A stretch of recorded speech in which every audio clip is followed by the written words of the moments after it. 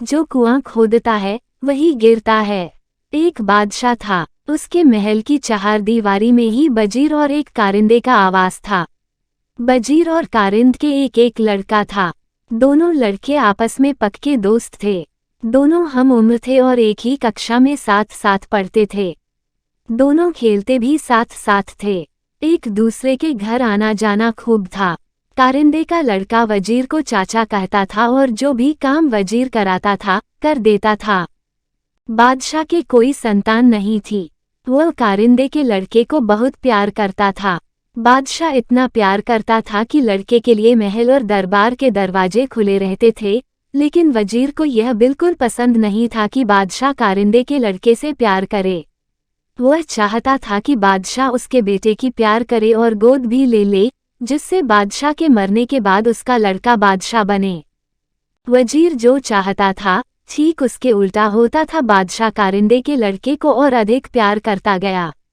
वजीर के लड़के से बादशाह का लगाव पहले ही नहीं था, इसलिए वजीर कारिंदे और उसके लड़के से मन ही मन जलने लगा। ऐसा रास्ता खोजता रहा जिससे उसका मनचाहा हो जाए। जब कोई बात बनती नजर नहीं आई तो उसने सोचा कि कुछ ऐसा किया जाए जिससे न रहे बांस न बजे बांसुरी। एक दिन वजीर ने कारिंद के लड़के को घर बुलवाया। घर आने पर वजीर ने उसे एक रुमाल और पैसे देकर गोश्त लाने के लिए कहा। वजीर ने बताया कि गोश्त बाजार में फलां गली के नुक्कड़ वाली दुकान से लाना है। लड़के ने रुमाल लिया, पैसे संभाले और चल दिया। रास्ते में कुछ लड़के गुल्ली डंडा खेल रहे थे, उनमें वजीर का लड़का भी था। वजीर के लड़के ने कारिंदे के लड़के को आते देखा तो चिल्लाकर पुकारा, भैया कहाँ जा रहे हो? उसने कहा, मैं गोश्त लेने जा रहा हूँ। वजीर के लड़के ने कहा कि गोश्त में ले आऊंगा, तू मेरा दांव उतार दे। चाचा ने उस दुकान से गोश्त मंगाया है। उसने वजीर के बताए अनुसार दुकान तक पहुंचने का रास्ता बताते हुए उसे रुमाल और पैसे दे दिए। वजीर का लड़का गोश्त लेने के लिए चला गया और कारिंद का लड़का दांव उतारने लगा। चलते चलते वजीर का लड़का उसी दुकान पर पहुंच गया।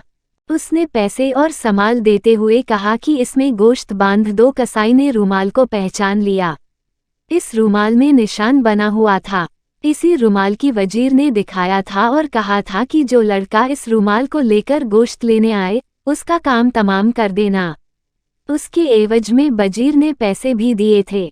इस काम के लिए कसाई ने अंदर एक भट्टी जलाकर पूरी तैयारी कर रखी थी। कसाई ने रुमाल और पैसे लेकर कहा कि यहाँ बैठ जाओ, अभी गोश्त वांचता हूँ। उस समय दुकान पर कोई ग्राहक नहीं था।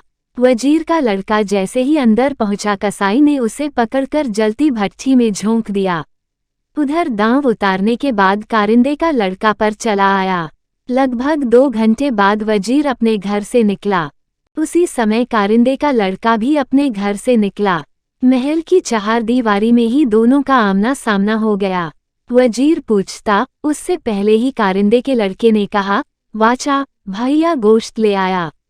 इतना सुनते ही जैसे वजीर को सांप ने डस लिया। फिर कारिंदे का लड़का बोला, चाचा रास्ते में भैया मिल गया था। उसने मुझसे पूछा कि कहाँ जा रहे हो।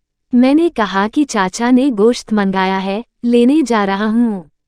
उसने मुझसे जबरदस्ती रुमाल और पैसे ले लिए और बोला कि तू मेरा दांव उतार दे, मैं गोश्त लेकर आ रहा हूँ। मैंने दुकान का रास्ता बता दिया था। वजीर की आंखों के सामने अंधेरा छा गया और वापस घर आकर बैठ गया। उसकी बेगम ने उसकी हालत देखी तो हाय अल्लाह क्या हो गया इन्हें कहकर बेचैन हो गई। वजीर बड़बड़ा रहा था, जो कुआं खोदता है वही गिरता है। मैंने दूसरे के लिए कुआं खोदा था और मैं खुद अपने खोदे हुए कुएं में गिर गया हूँ।